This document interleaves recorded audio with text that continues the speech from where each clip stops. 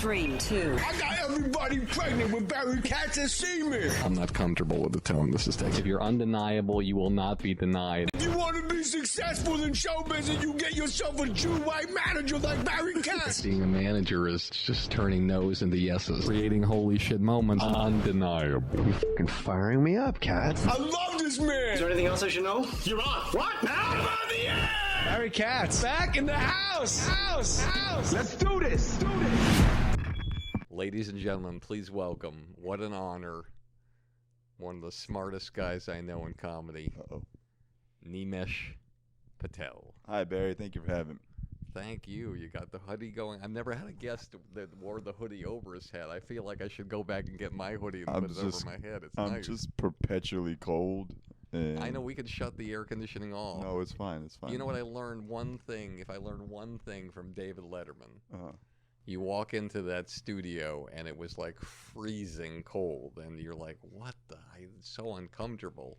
And he told me that the reason he did that, he says, comedy goes with cold. Comedy doesn't go with hot. Yeah, people tend to I think everyone's senses are a bit heightened when you're cold, and so that means listening, see, everything is just heightened. When you're warm, you're comfortable, you kind of slouch. It's like, oh, what's gonna happen? So, and I don't mind the cold. With my voice, I need comfortable and attentive. Yes, fall asleep at any time. For it sure. could be a horrible thing for you. No, you sound great, man. I have so many things to ask you. Oh, here we go. But, man, excellent. But the first thing I want to talk to you about is the process of being somebody who isn't necessarily in a group that is taking comedy by storm, and having to figure out how to navigate through a certain world and stage of when comedy is the way it is and who the stars of comedy are then, and breaking through into a world that's not technically shown that it's your lens of a world in comedy. Do you know what I'm saying? I think I follow. In other words, you go to, when I was in Longmeadow, Massachusetts, I wanted to go to the country club, but it was restricted. Oh, There were just, it was no Jews allowed there. We don't have any of those signs up in the comedy clubs just yet, but you'd be surprised. But anyway, for me, when I started in August of '09, the only two pioneers, so to speak, in the Indian field were Russell and Aziz, and Hassan was doing comedy, and Mindy was on television, but. Hassan Minaj and Mindy Kaling. Yeah. That's me fucking. Take your birth control. No, I can't edit that out now. It's too funny. There was some people could see that as a lack of representation, and to me, it just meant there was opportunity to be had, and I never saw it as a race or anything to be a barrier. It was just generationally, there's not many of us because it's not a known thing in our community. That's something you could do in the Indian community. But now, for the past, I guess 4 years, 5 years, I think it's just been a very entrepreneurial endeavor. And it's you're just if I look at the stand-up as a product, I'm just trying to create a niche for said product, or a market for said product.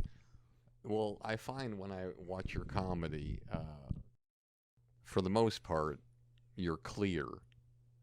Let me explain. Please. That if I were to close my eyes and listen to your album only, or if I were to be blind, and if I were to remove certain pieces of material, for the most part, it's your point of view on the world. It's not the fact that you're, where you're from or where your family's from. Whereas other people, if you watch even the greatest comedians of all time, like Dave Chappelle or Chris Rock, you're not going to get very far. If you're playing a drinking game, every time they mention race, you drink, you're going to be drunk after about 20 minutes. Well, I think when I started, it was a very conscious decision to not talk about being Indian. Not from a fuck Indian stuff position, but from I felt like Russell and Aziz to a certain extent, but Russell mostly had kind of set that table very clearly about what it was like to grow up as an Indian person, because his special, the one that leaked on YouTube, was probably the 30-minute one. The one that made him like a mega star. Yeah. Like in 2004 that it came out. Like it was, I guess he'd done it on Canadian television. Yes. And someone ripped it somehow and went up on YouTube. And I remember seeing that in 2004 as a freshman at NYU, because the only other Indian guy on my floor at NYU that was Indian was called me into his dorm room, like, yo, we got to see this. And it was just like, oh yeah, he's just kind of nailed everything about being Indian in that.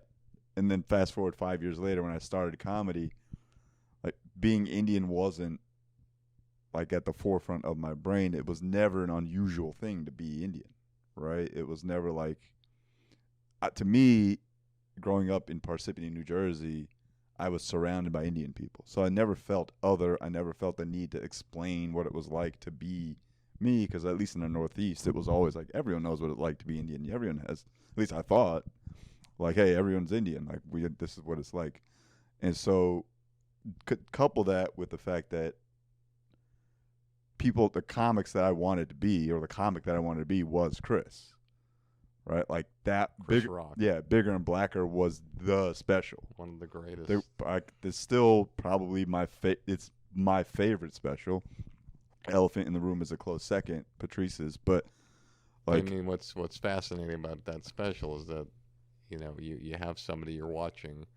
If you watched him as long as I watched him, you remember him standing with his feet planted, Chris, with the mic stand in front of him and the stool, and just, again, I it's so ingrained in me. I would talk about this till I die. The 5 minutes of Fat Albert being a racist cartoon and Bill Cosby being racist. Mm-hmm. That was the first 5, and then.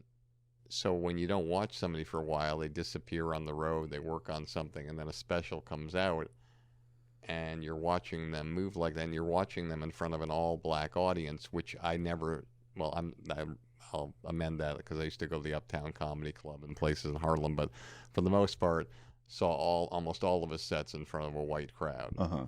And then to do that kind of material in front of your own audience and your own people, when it's like when Jim Jeffries does the gun control bit. He knows he's going in to do the bit, and he knows the enemy is out there. Yeah. But he still goes in where the enemy is and takes it and wins the battle. Yep. And so go back with what you're saying. So Chris was your favorite comic. Yeah, I mean, watching Chris do that, like, that was the scope of stuff I wanted to talk about. Like, from the jump, was like society and politics and my view of how the world works. Not necessarily this is what it's like to have parents that want you to be a doctor, because to me that was such a cliche thing. It remains that, and I talk about it now because I think I found a different angle at the whole thing. But from when I started, it was like, okay, like, these are the comics I wanted to emulate. This is the comic I wanted to be. Let's talk about that. And then, I started consuming. I never watched stand-up. I never listened to albums. I'm not one of these, like, I fucking love comedy, I've always wanted to be a comedians. I just kind of fell into it. And so when I started comedy, I was like, let me consume stuff. And that's when I heard of Mitch Hedberg and Hannibal. I was like, so my Hannibal verse. Yeah, at the beginning of the comedy career, like, I tried one-liners. I tried that kind of very wry observational approach to jokes, and I have still, like, kind of utilized those techniques and that kind of viewpoint in some of my stuff. But when I started, it was like, let's talk about the world. And, like, it wasn't until I became friends with Aziz that he was just like, only talk about, like, the best way to get material out and have it stand out is to only talk about what only you can talk about. And Aziz told me that, and I was like, I think Chris told him that. And it was just like one of these like kind of moments for me. I was like, oh, that's very, that's a great approach, because I learned very early that it doesn't matter if you have what you think is the best take on something, or police brutality or whatever. You're 3 years into comedy. No one gives a shit about your take on police brutality. You haven't earned the right to talk about these things, even though I thought I did have the right to talk about them. That's what I did, and that's why I did that. But like now, maybe, hopefully, if I get to a larger platform, I will be able to relay my thoughts on the world. But when, for sure, when. But I'd say you're doing okay. I'm doing all right. Yeah, I'm doing all right. And I want to talk about that too. Sure. I also want to talk about what you just said, because I have like this slightly skewed philosophy of what you had said. You know, obviously, you're going to be better in life if you walk through life being who you are as opposed to somebody you're not. Mm-hmm. But, you know, I sit in the cellar at those bench seats that they pull out for me when I come down at the back, and I stay late to watch Dave Patel go on at the end of the night and watch him wax poetry with things that have nothing to do with his life. Yeah. And I am doubled over laughing. So I agree with what those people told you for advice, but this art form has many different incarnations, and I truly believe there's the Rodney Dangerfields, and there's the Dave Attell's, and there's the people who, for some reason, are able to spit out those jokes with those word alliterations. Like I was telling Mitch here, one of my producers here, and I also want to shout out to Marks as well, because he's got something that you probably are going to inspire him, because his parents are very successful surgeons, and they wanted him to be a doctor in Louisiana, and he took the MCATs twice, and it didn't go well, and now he's out here trying to figure out the comedy, and so I'm fascinated by that, but I just want to get back to that part of it that we were talking about. I mean, for me, like I don't see what I'm talking about now and what I talked about in the past to be the approach and the joke writing technique and all that to be the kind of the hole I'm going to stay in. I see my pursuit of the art to be an evolution. And that's one of the things I wanted to talk to you about that I touched on a little bit in the lobby yesterday, because I'm fascinated by this with you, because you're one of the few guys who's done this so quickly. So for those of you who don't know, his first special, you watch his first special. Thank you, China. Yes. Thank you, China. And it's bright. He's wearing a white blazer. It's like the material is more like, you know, I don't know, it's less dark. And then the next special, it's like, talk about night and day. The set is dark. He's wearing dark clothes. You can, like, sometimes you just see a head with hands. It's like watching Mummenschanz. And you're like, what the fuck is going on here? Why did he choose to make it so dark? And then the material talks about what you went through with your testicular situation, which we'll talk about, and which some of the jokes from there, which I talked about with you, just blow me away. The one that it's my favorite, and I was great to hear that was one of your favorites, was the one where I'm paraphrasing, where you said when you lost one of your testicles, the doctors told you, don't worry, this testicle works just as hard as both testicles and will do as good a job as both testicles. And you said like a single mother. Like a single mom. It's the truth. I just thought that was just so incredible. Oh, thank you very much. Yeah, I mean, so you evolved from one special to the next. Like, it's very rare when you see that quickly a thing. I'm not saying you're not who you are in both specials. yes. I don't want to give the audience the illusion that it's not you, but I noticed more of a difference in those two than I've ever noticed in two first specials in my entire lifetime. Oh, wow, okay. And you tell me if I'm wrong or if you notice a difference, that much of a difference in two different. No, I think, I mean, the visual observations are very, like, not easy to make, but that was like the first special, Thank You, China. If I'm thinking about my headspace at the time, that was December 2021 when I recorded it. I'd been on the road for, I think like 7 or 8 months at that time. And I knew I just wanted to record in New York at the end of the year. And that's where I started comedy, as my hometown. I was like, I know I can sell the most seats in New York. And the jokes that I put in that special were jokes that were, some of them were like 5, 6 years old, but when you're crafting the hour, you pull in from a lot of stuff.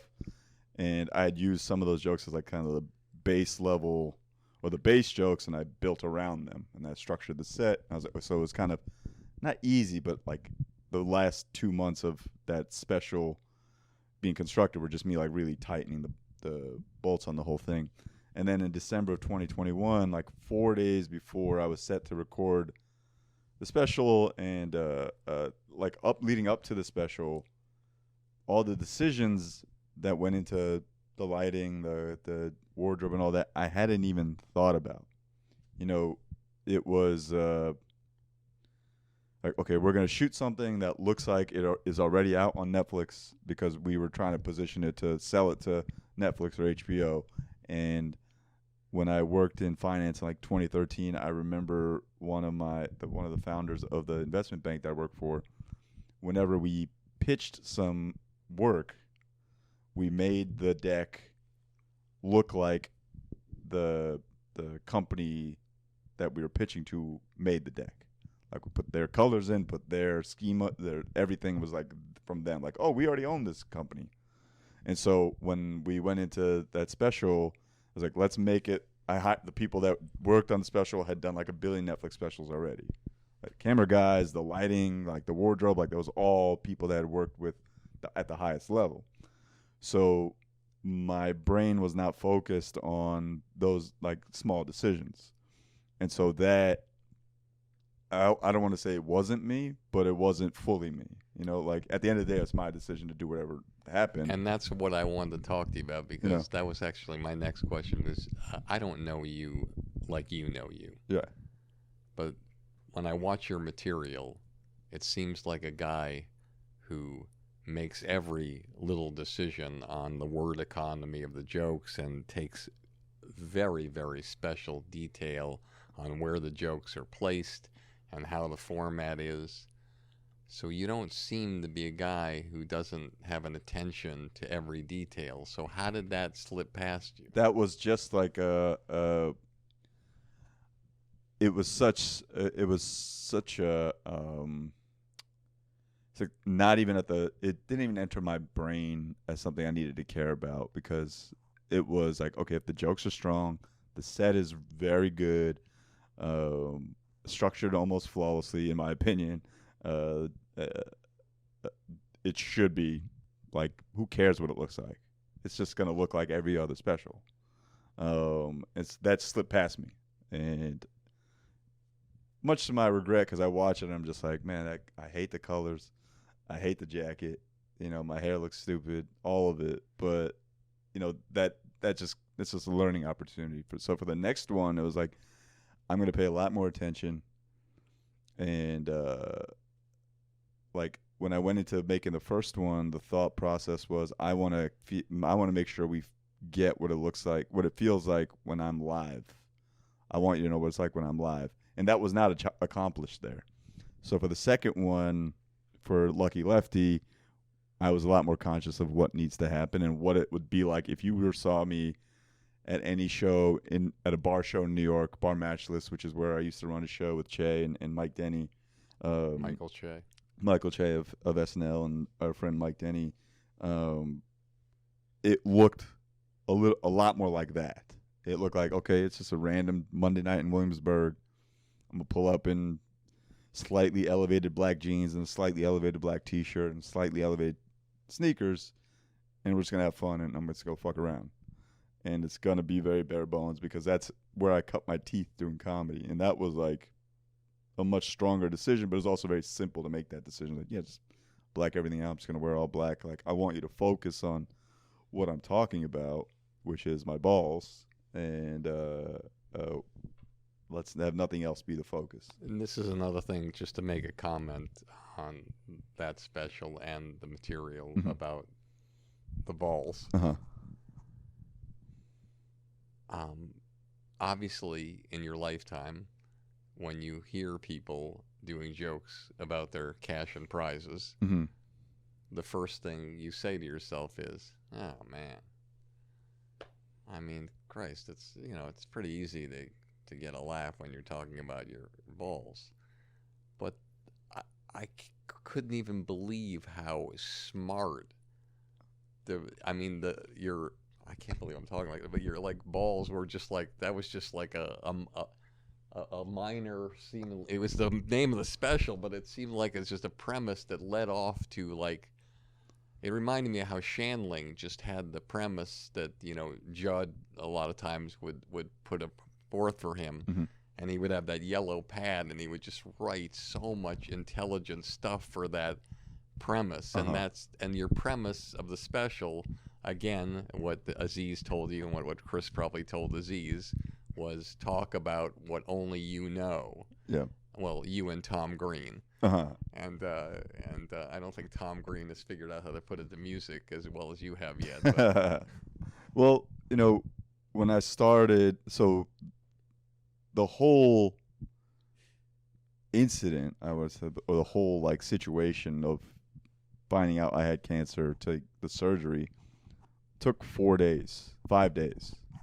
It's a Thursday night, my balls hurt. Tuesday, surgery. So is it I can't believe I'm talking about it, but is it a feeling that you woke up with, like, I haven't had this feeling before and I gotta, or was it something you felt? No, I was out with my sister, my wife, like I say in the special, I was drunk and it was 2:00 in the morning when I get back to my apartment and my balls hurt and I'm like, if I'm drunk, I shouldn't be feeling this pain because I'm drunk and alcohol is really good at subduing pain. So like something feels awry and I have very good insurance. So let's go to the hospital. And that was really it. And it was on a lark that I went because I had ignored a pain like that for a while, like throughout the week. But I assumed it was a hernia surgery, like a hernia. So I was going to need surgery because I had a hernia before, but I know that you can delay that shit, or at least I thought you could delay it. So I was like, let me just wait. But then that night, I was like, something feels off. Let me go. So right when it happened, like right after everything happened and while everything was happening, I was taking a lot of notes. But I also knew that it would be easy to make a lot of easy dick and ball jokes, right? Like you said, like it's relatively easy to make puns and all that kind of shit. And when I started, like it was probably like an hour and 10 long. But I knew that I was going to cut away so much of the easy ball puns and I made like 1 billion of them. So I'm like tired of them. I got tired of them very quickly. And tell us one joke. Don't lose your place. Tell us one joke when you were constructing the special. Tell us one joke that was on the line that you chose to put in the special, and one joke that was on the line that crossed the line into, okay, this is a little hacky, I'm taking this one out. That's hard to think about now. I'm trying to remember all the jokes in the hour. I think like the one that I was gonna cut, but I was like, I think it's just a good opening salvo, was the the joke where I said I wasn't going to talk about it, but my therapist told me to grow up hair, and it was just like it just feels like light. Like here, let me just set the tone, because to me that's a tone setter. It's gonna be silly. I'm gonna be stupid with it. You'll inevitably hear at least one or two ball puns. I have to. It's like I can't not. And then another one's like, I definitely had low hanging fruit as a punchline or something, and I was like, that's easy. So let me get rid of that. But for the most part, like when I went into it, I was very cognizant of the material. It was like a siren song to make all these dick and ball jokes, like, but I didn't want to go in that direction. I was like, I kind of want to elevate the dick and ball joke to a slightly higher level, like the single mom.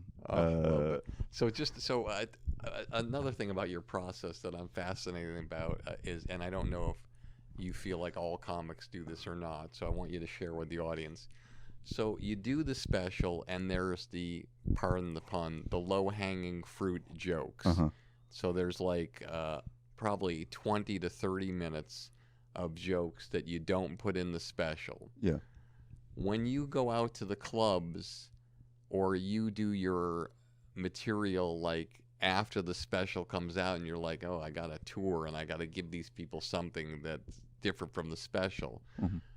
Do you go into that next personal appearance in the theater and do the 20 minutes that you didn't do in the special, even though you know you're never going to do it again? No, or it's gone forever? That's gone forever. I don't even know what they are.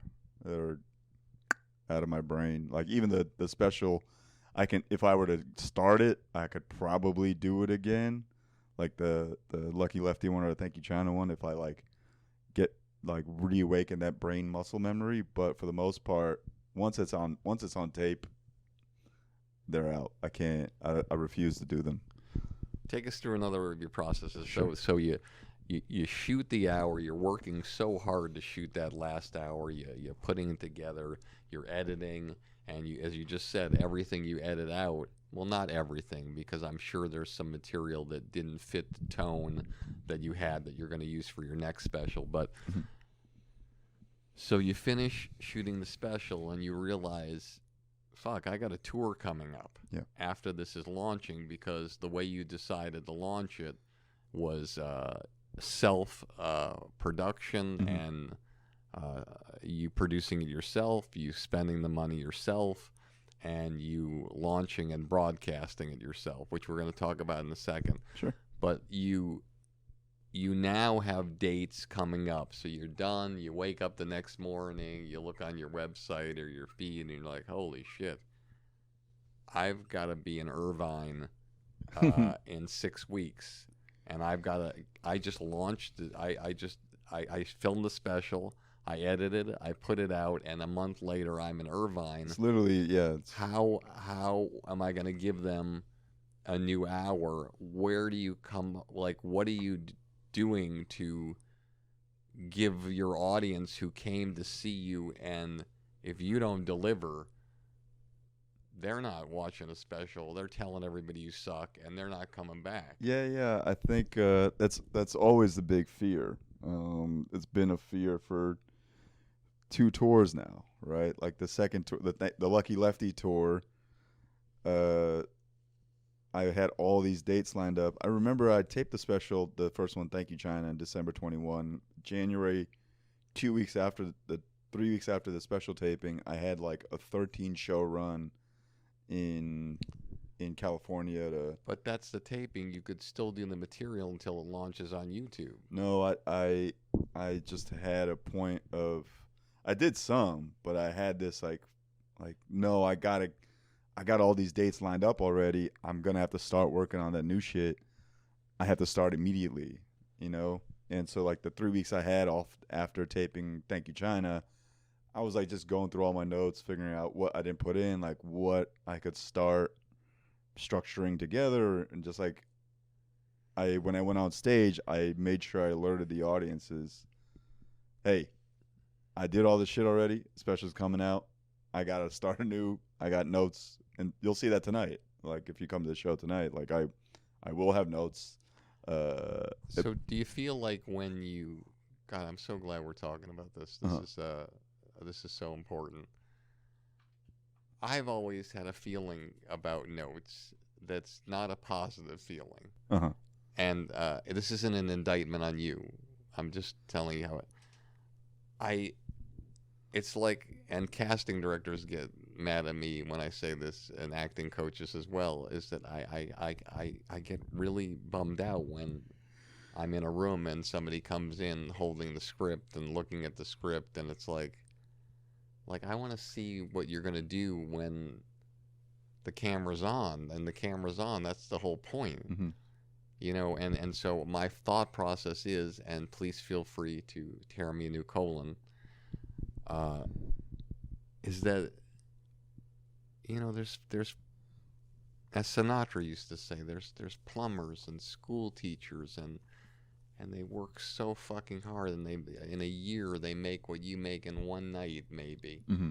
And they're saving up their money, and they're coming in, and they're coming in to see like a show where like it's really important to them, and a guy has a notepad on the side of the thing, is like, okay guys, just want you to know I'm working on some new shit here. Okay, this next bit, I get it. To me, that bothers me as a comedy person. Now again, I'm not bothered by you, because I watch the material.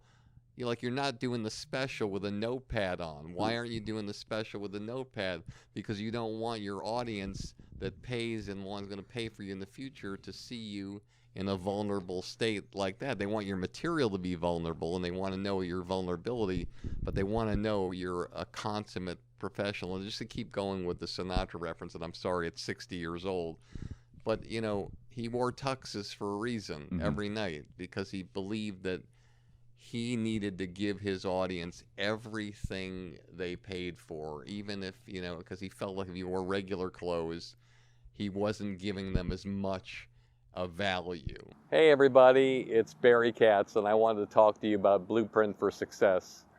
This is a community that I put together during the pandemic to help all artists of every walk of life in the entertainment business, no matter where you are in that part of this journey.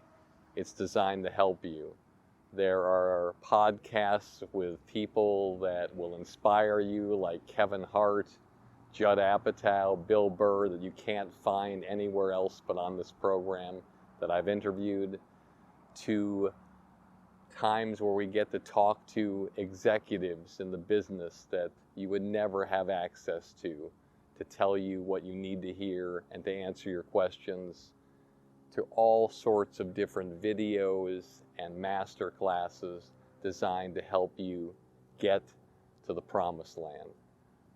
That's what the Blueprint for Success is. Doesn't matter whether you want to be a stand-up comedian, a sketch performer, a podcaster, an actor, an actress, director, writer, social media person, whatever you want to be. I've been doing this for 40 years. I've had the honor and been humbled to represent people like Chappelle, Wanda Sykes, Louis C.K., Dane Cook, and probably over 20 other people who went from a studio apartment to being a multi-millionaire and a household name. And I want that for you, and I wanted to take the time with this program to be able to help you on your way there, to get there and to heighten and increase the trajectory of your career. Blueprint for Success is the way to go. I'm proud to be a part of this program, and I'd be proud to have you to be a part of it too.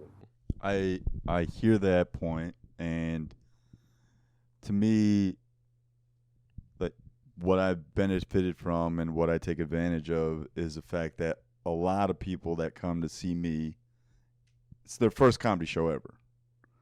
And I don't think that the majority of every comedy audiences in general understand the process required to get to that point where you can put on a tux and command the room and march around. Now, yes, it is a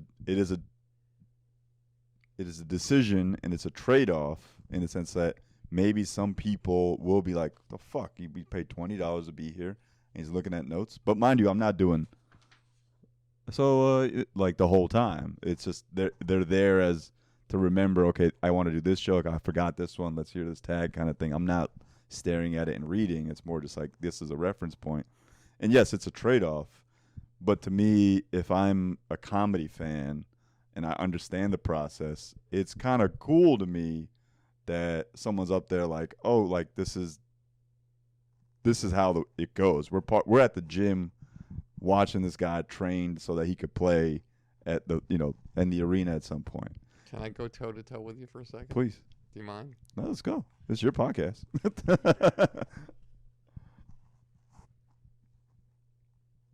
The reason why Tom Brady is the GOAT is because when the cameras are on, he's the GOAT.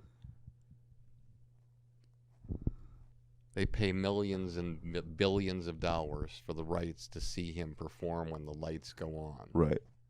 The club to me is not. They don't pay millions of dollars to watch him train in the locker room. That's not why he's the GOAT. I agree. But that is why he's the GOAT.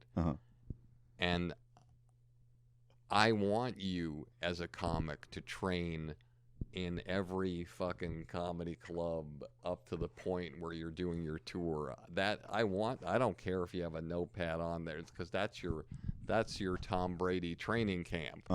But then when the tour comes and the people are like coming to the theaters and whatever, that's when the lights are on, shining bright, and that's why I think differently. Yeah, no, I mean, I agree to an extent in terms of notes at a theater versus notes at a club, for sure. The theater kind of element elevates the show itself. But to me, I don't know. If I'm a comedy club goer and I'm out for a $40 night on a Friday night, and it's just I'm in my hometown, and we're just in our shorts. And, I got my cargo shorts on, my sandals on. I'm just here to have fun.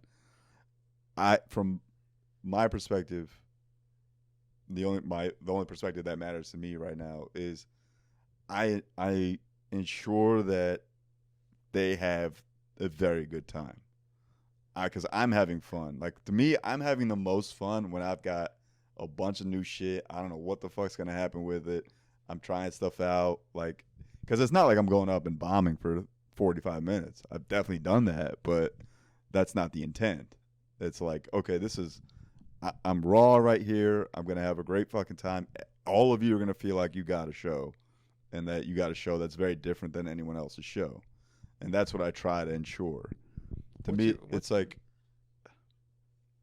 yes, you did not pay you didn't pay a $700 ticket to watch Tom Brady practice, for sure. But you also didn't pay $700 to watch me practice. You paid $20. They will. Yeah, at some point, and they'll get that $700 show for sure. But right now, and again, I understand the trade-off. I wish I were as skilled a comedian that I could come up with a brand new hour a month after dropping an hour and still memorize it. You're wildly skilled. I'm very good at few things. I would hope I'm uniquely qualified to tell you that you're wildly skilled. Thank you very much. It's incredible, the construction and the detail that goes into, like, because I always study those things. Now, don't get me wrong. I mentioned Patel at the Cellar and Monster. But his whole thing is like there's no every third or fourth joke not hitting, and that drives him into another thing. So I'm watching like something that's not prepared. There's nothing. It seems like he's meticulous over everything, but when he puts his hour together, as he shared with me outside the Comedy Cellar, he said, listen, I that stuff you see there where every third joke, I said, but that's your winning formula. That's what people love to see.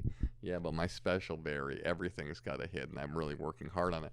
And the thing I want to talk to you about in common with Patel, which you sort of did, and you can, again, tell me if I'm wrong. He told me that he is not going to do hours anymore. He's only going to do half hours because he says his audience still loves the half hour. He gets as much traction out of the half hour, and he doesn't burn the entire hour material. And I noticed your special that you self-produced was sort of like, I guess you'd call it a hybrid between a half hour and an hour. And I wondered A 45-minute. and I wondered what your thought process was of not doing 30, but not doing an hour, and doing 45, because I think you're pretty well aware that it's very rare to see a 45-minute special. Yeah, I mean, it was just like if the material was an hour and a half, I would have put out an hour and a half. If the material was 30, it was just what jokes serviced the story that I wanted to tell, and in what time frame did they come out. 30, I could have cut it to 30, but I felt I would have lost a lot, and I think the people that came out would have been like, that was fucking short. Whereas if I did an hour and change, it would have felt like, this motherfucker talked about his balls for an hour and a half. Like, that's crazy. To me, like 45, it just ended up what it was, and it felt right. Like, I got every joke in that I wanted to tell. I got the story arc through, both from what happened with the cancer itself, and then like what my arc was, which was none. Very, very small arc for me. Trying to learn something, I didn't learn anything at all, and that was it. You know, the Thank You China hour, quote unquote, was 55 minutes because that was just what the material was, and that's how, you know, the set I had structured was. I like the direction of tighter sets, and like in, you know, this next 4 months when I start my theater tour up, I've kind of made it a quiet goal to see how much I can burn, see how much material I could burn as I go towards the end. Like, that tour ends right now in December, and the goal is, like, in every city I'll try to write and burn at least 5 to 10 new minutes.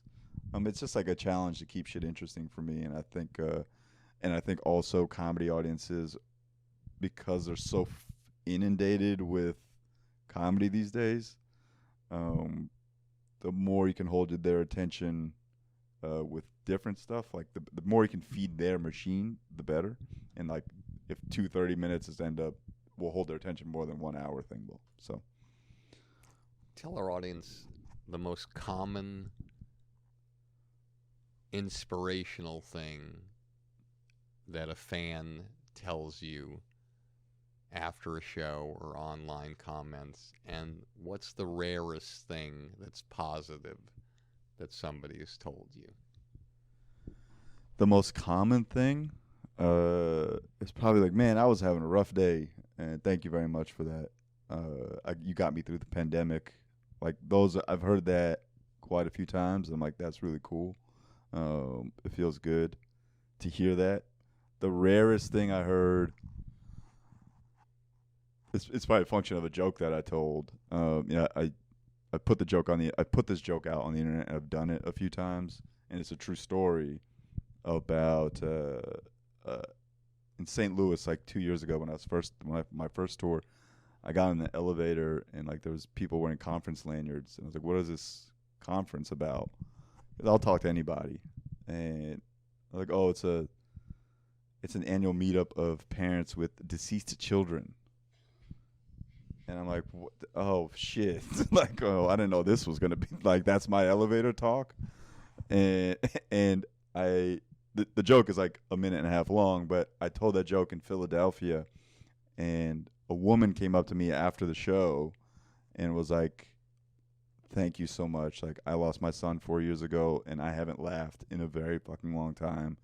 And like, I fucking love that joke. Thank you so much. Like, I was like, thank you. I'm so sorry for your loss, obviously, but I can't comprehend that. But I'm glad that you were able to find whatever reprieve, or whatever short reprieve you could have from that. And I hope I never hear that again. But that was like one of those moments I was like, man, that's crazy. That lady's going to remember that joke for maybe the rest of her life. And that feels cool. unfortunately the circumstances are terrible, but that was that I remember distinctly. I could like tell you which seat she was in, which was at Helium Comedy Club, August 2022, I think, and the joke crushed in the room, and I remember her laughing like very hard. I'm so glad I did not ask her during the show why she was laughing so hard, because that would have brought the room down for sure. But yeah, that's it. I sit across from you, and I it's odd, when you meet people and you just talk with them, and you just have this vibe about you that's smart but calm and stress-free. But then the other side of me, the clairvoyant side of me, says there's this hamster wheel going around in your head over and over again, but yet the outside of you and your material seems so staid and so calm and so efficient and so no distractions. But yet when I sit across from you, my instinct tells me that your brain is going mental.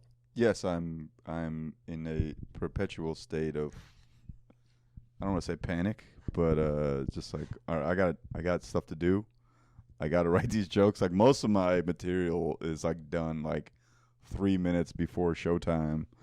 I'm like, what the fuck am I going to talk about? And then the adrenaline and the preparation kick in, and I've just found that the calmer I am throughout the day, the easier it is to write and produce and create. And right now, like, the only thing I'm constantly going on in my head is like, and this is unfortunate, it's the side of the business, which is just like, how do I market the material?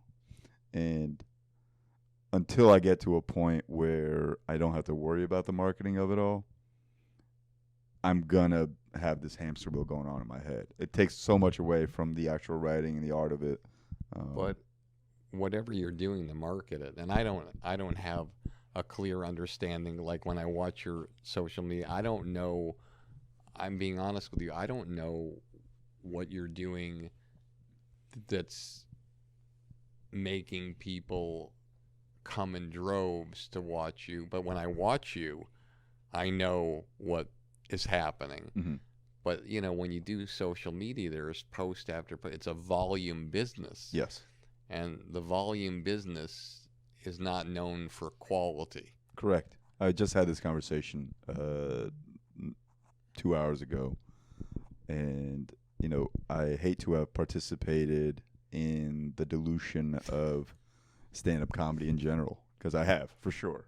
If I haven't been I don't want to say early pioneer, but I was definitely on the earlier side of people perpetuating clips and crowd work and all that. And I didn't have enough foresight to be like, okay, like, quality is what's going to matter here. Because the platforms I was playing on, TikTok primarily, and YouTube Shorts and Instagram Reels, they were rewarding quantity, the algorithms themselves. And it's become apparent now that quality will always win, and that quality is what I should be creating. And so that's a balance. That's a new balance that I have to strike, and I will strike. Because quality is kind of not easy, but it is something I do create. It's just the stuff that I've had to put out in the interest of time and the interest in feeding that machine has been a large volume. And again, like, having done like now 400, 500 shows in the last 2.5 years, you're going to get a lot of stuff. And it's like, okay, well, if the machine wants this stuff, then I should give it to it. And now I've created a minimal viable product in the clips that I put out. Now I have to change that product to be a higher quality product. And I hate talking about stand-up in that way. But that's like the marketing part of my brain, which I've had to activate because I don't have the capability to just control P, a bunch of tickets wherever I want to go. I still have to really pound the pavement and get people to come out. Tell our audience about taking risks and spending your own money in large quantities to Yes. produce your own specials. Uh-huh. And when you get the no from the networks, how you turn, as I like to say, the no into the yes, and your audience essentially tells the networks to go fuck themselves, and you put the money in your pocket directly. I don't recommend it. No, I'm kidding. I think the calculus is very clear. If you talk to people who have done it about what the sweet spot is numerically to how much you should spend and how much you could how you can use that spend into marketing material. Because at the end of the day, the stand-up special is just marketing, right? It just becomes one giant marketing piece for your live shows. And so if you can find the math out on how much you should spend to turn into clips and turn that into driving revenue. When early on, the first special, I spent an exorbitant amount, like way too much and that's because my expected return was to end up on HBO or Netflix. They were like licensing stuff or like buying stuff. So take the tour out of it, and because it's a commercial, these are commercials for your tours and for people coming in. But let's just remove that, even though it's not fair to remove it. Uh-huh. You don't have to tell me how much you spent for both specials combined. Mm-hmm. With the algorithm and the money you make from the views on YouTube, what percentage? Zero. It can't be zero. Zero. It's You made zero. I mean, no, it's not zero. Percentage-wise, if you were to round down, it's probably close to zero. It's like the YouTube revenue is non-existent. Like to commensurate with the expenditure. That might be me. I don't know what my peers have spent versus how much they've made on their YouTube revenue, but for me, it's like almost insignificant. And a lot of that is because for, I think, Thank You China and for Lucky Lefty, very early on when they were getting the most views, I turned ads off because I wanted the experience to be you watch the special. Great. So let's keep going with that. So the year before you launch the first special, don't tell me how much you made, but just let's look at that, what you made that previous year. Let's just say it's $100. Okay. Uh-huh. The special comes out the next year. If you made $100 the year before, with that example, what did you make the year after the first special? Net the expenditure on the special? I just want to know what if you made $100 the year before, what did you make on tours the year after your special? Probably like $100. So the same. I mean, the first Thank You China costs a lot of money. So it sort of just paid for the special, the extra that you made. All right, let's keep going. Sure. So now, presuming then you made $200 the second year, but that paid for the Thank You China special. Uh-huh. So now the next special comes out, and you've made $200 in your last tour. Much went to pay for the other thing. Yeah. You made $200 the year before. Now the new special comes out. What are you projected to make the year? If that was $200 before, what are you projected to make the next year after the last special airs? Like $400 or $500. There you go. But Is there a but? yes, there's a huge but, and that is that it's not because of the specials necessarily. It's all additive. It's like I will still have clips from the first special and clips from before the first special from my times at the Cellar and the clips that I've gotten from the Cellar and all the other stand-up I've done that will do more for selling tickets than anything from any special. And like clips from the special, the first Thank You China special will do wonders 3 years later more than the special from Lucky Lefty. And so it's all a kind of it is all additive. I wish it were very easily to correlate and derive causation from one to the other. But I think I don't want to say I'm unique in that regard, because I think my peers like Mark and Stavi and Sam and a few others who have self-produced, like I think they can see a direct, like, oh, we did this on this special took us to this next level, and that caused them to sell this many tickets. For me, it's been like up and down, up and down. This special that I put out 2 years ago is now doing a bunch of numbers even better than the special I put out just a year ago. So it's been all very additive.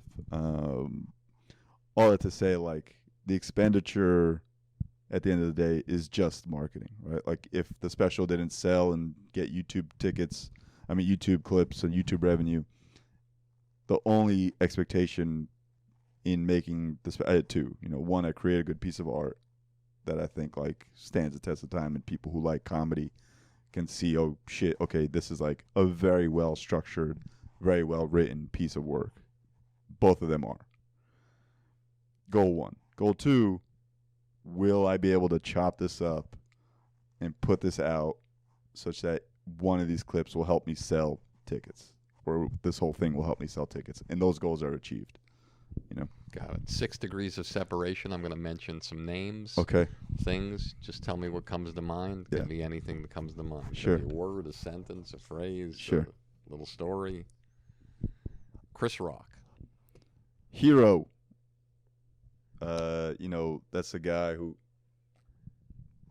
we're here at the Montreal Just for Laughs Festival in 2023.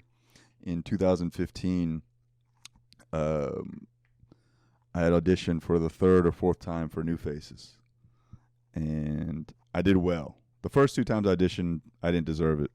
The third time I auditioned, I think I had a very good set, and Jeff Singer still said no. Him and his dumbass hat. And I hope he hears this.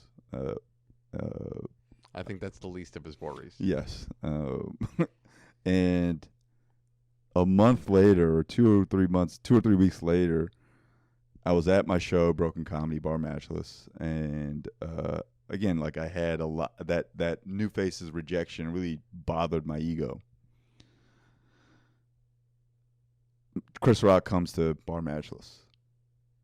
I do a set. He sees it. I hear him laugh. I have a blackout. I crush. Come outside of the performance room, the stage room. Chris comes out after watching Langston Kerman, who he was there to see. Very funny guy, Langston. And Chris comes out and looks at me in the face and says, "You're really funny." Like, he's surprised. And that, I was like, "You're Chris Rock." And that, like, to this day carries me. Like, who can say anything to me after Chris Rock, the greatest of all time, told me I was funny? And then 3 months later, I got the Oscars writing job. He gave me my first writing job. I worked with him on Tambourine. I got to play basketball with Adam Sandler because, he brought me and a few other writers out to like just hang out on set when he was making that movie the week of with Sandler and him, and know Adam Sandler now because of him. Like, he's the best, like the fucking best. And the first comedian whose jokes I ever quoted. Bigger and Blacker, like, my friends and I would just quote that in high school. And to know him now and to say that he thinks I'm funny, like, it's gonna be in my tombstone. Columbia University. Rejected me twice. Once in 2018 when I was kicked off stage, and then once when I applied to college. So thank you for that, Columbia. And also, let me say this on the record: fuck Columbia University. Not for that, not for the rejection either, but for they have this summer program for high school students. He comes from money. He's got to know about this. It's like a thing for people whose parents have like 5,000 spare 5Gs that they could send their kids to this summer camp for like a month in New York City at Columbia. And they kind of, they couch it, but they don't couch it in this like, hey, it might help you get into this school. When, you can get letters of recommendation from the Columbia professors. And I went, and my parents did not have 5G, so like just throw away, but they cobbled together thinking, oh, it's going to help them get into this really good school. One of the greatest summers I've ever had because I made lifelong friends then. But like, I'm sure there's tons of kids that went to that school thinking, man, I'm going to get into Columbia. And like, none of us that were in the suite together got into Columbia. So fuck Columbia for that reason. A little scam you got going on. Shout you out. Saturday Night Live. Saturday Night Live. I mean, what a program. To anyone that shits on that program, fuck you. You have no idea how hard it is to make a 90-minute show from scratch. At the begin, like you start with 0 and you go to SNL every week. Those are like some of the funniest, hardest working people on the planet. And yeah, the show's got its flaws, but I mean, it's been on for 40 fucking years, 50 years. I wish I stayed there longer. I wish my tenure there was longer, but it's fun to have been a very small part of that history. Yeah, hopefully I'll host one day when TV comes back. If Seth Meyers. I mean, Seth was my first late night gig. I had to, the day I got the news that I wasn't going back to SNL was the same day I had to run my set for the booker of Seth Meyers because it was a Friday that they told me, and 3 hours later I had to go to the cellar and run the 5 minutes so that I could do the set the following Tuesday. And it was like, I'm very thankful that I got to do that because it helped me like not sit in self-pity that I'd just been let go from the show, and I just got to be funny. Like I had to be funny almost immediately right after, and then like the next day I had to go to Winnipeg to do Rumors Comedy Club, and like so the trauma of being fired from like the best show of all time did not get to sit with me for a very long time, and I'm very grateful for Seth for giving me that. I just remember going to the desk after the set, and he's like, so how's the show? I was like, oh, I'm not going back. And he was like, oh. And then we had to look to the cameras and smile. Like, that shit was sad, but thank you, Seth. Was that your biggest disappointment in show business? What, not going back to SNL? Yeah, I think so. I'm sure I've had a lot. You do comedy for 14 years. Like every year is a rejection of some kind. Every day, every minute. But yeah, for sure. I think it's definitely up there because it's such a storied program. And but I have to be like, you know what? Larry David was also one and done, as was Hannibal and a lot of other people that have come from that program. So yeah, no, that definitely sucked. I'm trying to think of what else. Definitely. No, SNL is probably like the one that slipped away the most. But yeah. How did you come back from that? How did I come back from that? I mean, Mentally, I don't think I've. It didn't really like. I'm sure it subconsciously impacted my psyche. Like, man, I'm not funny enough to be on that program or whatever. But it was just like I said. I threw myself into what got me SNL in the first place, which was stand up. Like I had to do 6 shows at Rumors Comedy Club in Winnipeg. Thank you, Rumors in Winnipeg. Like 4 days after I'd been told I wasn't going back to the show, and that was one of those like, oh yeah, I guess I am funny. Like I had a good time, and then I just continually did stand up, and I got a lot of stand up opportunities from that, and that was really the bounce back. So yeah. your proudest moment in show business? My proudest moment in show business, Chris Rock telling me I was funny, and then getting the email from producers, or for getting the email from his team that I was going to be writing on the Oscars. Because that was like handpicked by Chris to write on a program he was doing as my first writing job. And I remember it was a New York Comedy Festival party that November. Again, like mind you, this is 3 months after being rejected from JFL. New faces that I was at the Comedy Central party, the New York Comedy Festival, Comedy Central, like rap party or whatever. And we had gotten the email that day. And I remember running into Langston Kerman and Michelle Wolf at the middle of the party, and we all gotten that same email. I'd seen each other on the thing, and we were just like, we're writing for Chris on the Oscars.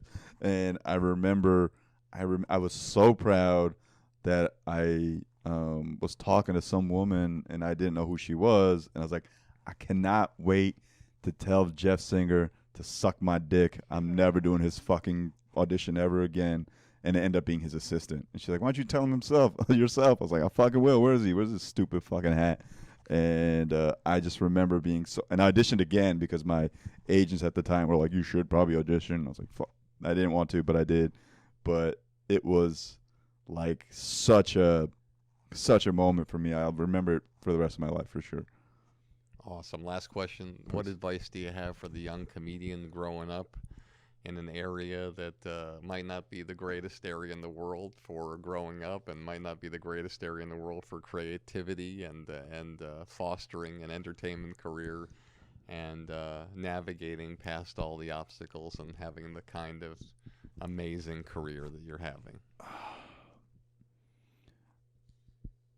Discipline is like the most important thing, I think, in any facet of life. If you want to be good at something, you want to do something well, and the same energy with which you pursue like working out or your daily routine, if you have one, is the same energy with which you should pursue stand-up or whatever it is you want creatively. Everyone thinks creativity is, oh, you're just walking down the street and some shit hits you in the face, and now I got this new angle to write about or something like that. But if you put the time to focus and sit around and think, then creative stuff will happen for you. I can't prescribe anything for there's gunshots going out outside your window, like move, but like like outside of, like, it's, if you can create your own engine and your own daily routine,